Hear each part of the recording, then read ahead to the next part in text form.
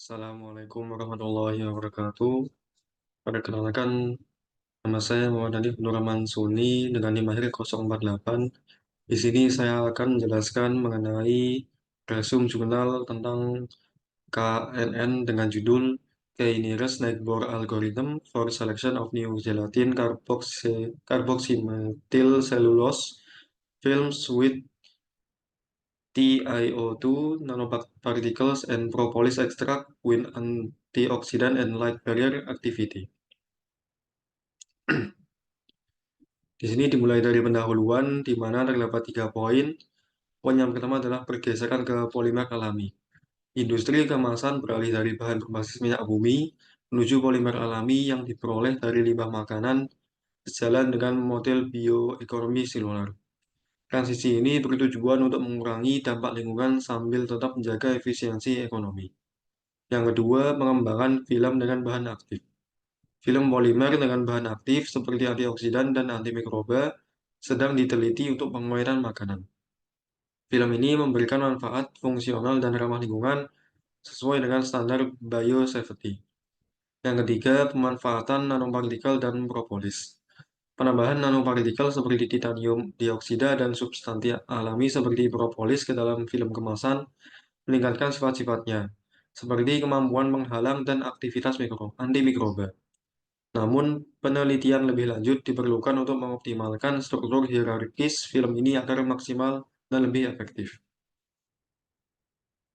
Selanjutnya adalah bahan-bahan yang digunakan dalam film tersebut, yakni ada gelatin ikan akupa yang ini dibersihkan, direndam dalam larutan natrium klorida, dan kemudian dimasak untuk mendapatkan gelatin. Lalu ada karboksimetil selulosa, gliserol, sorbitol, dan propolis yang diekstraksi menggunakan etanol 80% dengan proses pemanasan dan penyaringan untuk mendapatkan ekstrak propolis. Lalu ada nanopartikel titanium dioksida yang nanti 6 formula film ini dibuat dengan mencampur gelatin ikan, karboksimetil selulosa, propolis, ekstrak etanol, dan atau nanopartikel TiO2 pada konsentrasi yang berbeda. Lalu karakteristik film ini, film yang diproduksi kemudian dikarakterisasi untuk ketebalan, permeabilitas uap air, kelautan, kadar air, warna, opasitas, serta aktivitas antioksidan. Selanjutnya, metode yang digunakan oleh penelitian ini, yang pertama ada analisis statistik, yang dimana menggunakan analisis varians ANOVA dan uji Tukey dengan P kurang dari sama dengan 0,05 menggunakan software statistik 7.0. Yang kedua yakni penerapan algoritma K-nearest-neighbor, yakni dengan database yang dibangun dari hasil analisis ketebalan, permeabilitas uap air, kelarutan, aktivitas penyisihan radikal DPPH, pengujian fosfomolibdenum, kadar air, aktivitas air, dan analisis opasitas. Algoritma KNN digunakan untuk mendefinisikan karakteristik fisik dan fungsional dari film terbaik berdasarkan urutan prioritas yang telah ditentukan. Yang tiga yakni perhitungan prioritas yang dihitung berdasarkan jarak Euklidean setiap rekaman. Dengan hasil jarak yang lebih kecil menunjukkan film yang lebih dekat dengan model ideal. Euclidean distance dihitung menggunakan rumus yang sesuai dengan bobot prioritas yang telah ditentukan. Selanjutnya adalah hasil dan pembahasan. Hasil dari percobaan tersebut dengan yakni sifat fisik dan teknologi film, di mana ketebalan film dengan dan tanpa propolis dan nanopartikel TiO2 menunjukkan nilai ketebalan yang serupa tanpa perbedaan yang signifikan. Lalu untuk permeabilitas uap air, penambahan nanopartikel menyebabkan penurunan permeabilitas uap air dibandingkan dengan film tanpa titanium dioksida. Interaksi nanopartikel dengan matriks polimer melalui ikatan hidrogen membatasi interaksi dengan air. Lalu untuk kelarutan, penambahan propolis dan nanopartikel mengurangi kelarutan film. Kompleksasi mengurangi ketersediaan hidrogen bebas mengurangi higroskopisitas permukaan dan pengikatan air ke polimer. Lalu kandungan dan aktivitas air, penambahan nanopartikel mengurangi kandungan air dan aktivitas air dalam film. Nanopartikel mengurangi higroskopisitas permukaan, membatasi interaksi matriks polimer dengan air. Lalu untuk warna dan opasitas, ekstrak etanol propolis dan nanopartikel TiO2 memengaruhi parameter warna dan opasitas film. Film dengan propolis menunjukkan kecerahan rendah dan kecenderungan warna merah dan kuning yang lebih tinggi. Penambahan nanopartikel meningkatkan opasitas film, memengaruhi penampilan visualnya.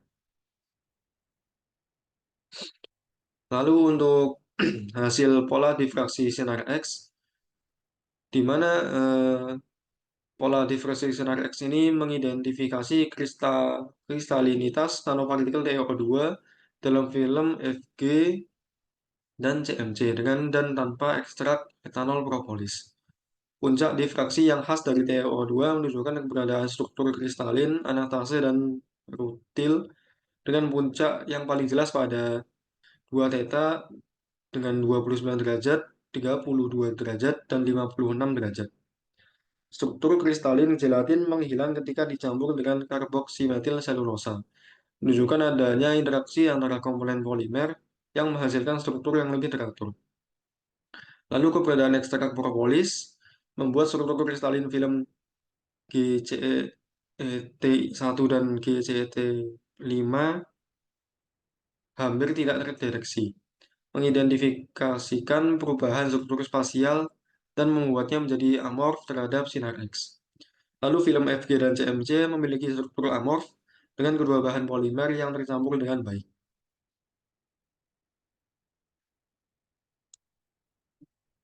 Lalu untuk tonal senyawa fenolik dan aktivitas antioksidan, film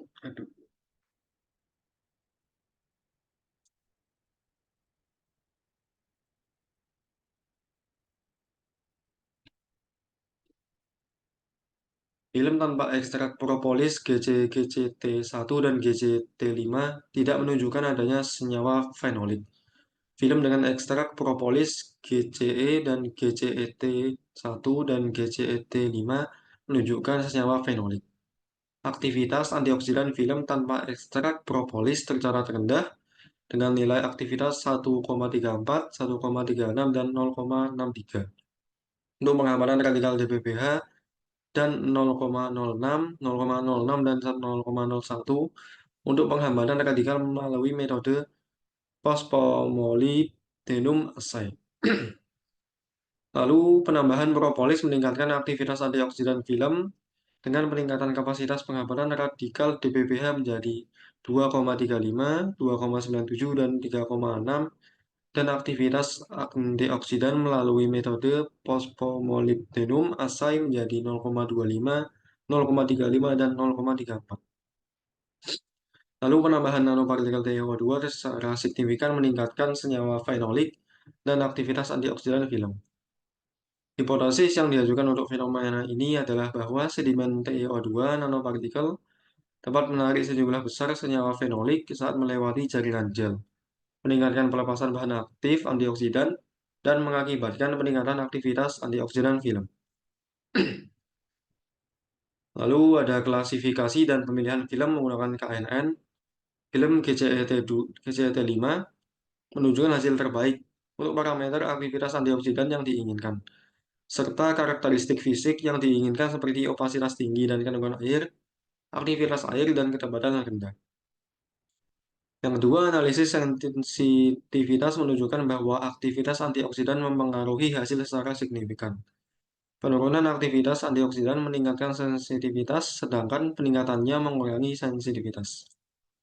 Yang ketiga, film GCET5 dipilih sebagai film ideal melalui algoritma KNN karena memenuhi semua karakteristik yang diinginkan dan memiliki jarak Euclidean rendah dalam analisis sensitivitas. Kesimpulannya, propolis dan nanopartikel TiO2 meningkatkan sifat-sifat film gelatin karboksimetil selulosa.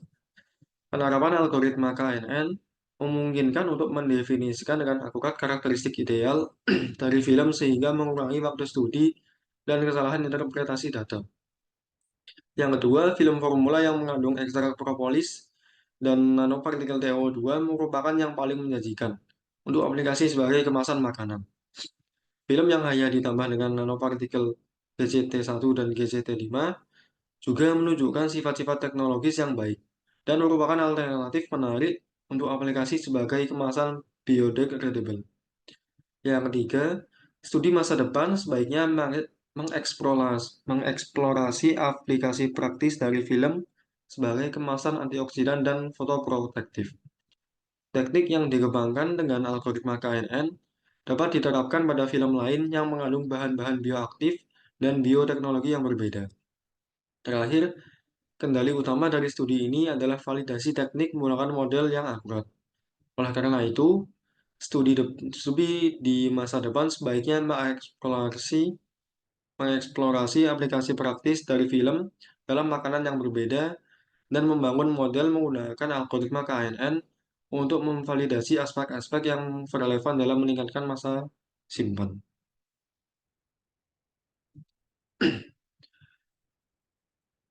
Baik, sekian untuk penjelasan mengenai resume KNN. Bila ada kekurangan, saya mohon maaf. Terima kasih. Wassalamualaikum warahmatullahi wabarakatuh.